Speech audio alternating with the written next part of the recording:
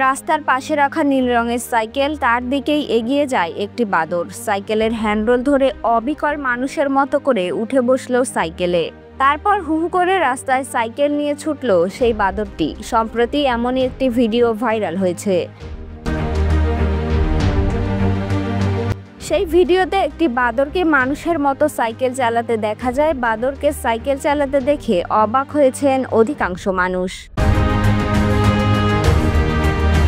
ভিডিওতে আরও দেখা যায় বাদরের গলায় একটি চেন জড়িয়ে তার সাইকেলের সঙ্গে বেঁধে দেওয়া হয়েছে। হাতল এদিক ওদিক ঘুরিয়ে খোশ মেজাজে সাইকেল চালাচ্ছে সে। পোস্ট করার কিছুক্ষণের মধ্যেই নানা রকম মন্তব্যে ভরে যায় সেই ভিডিওর কমেন্ট বক্স। ডেস্ক রিপোর্ট, প্রতিফলন।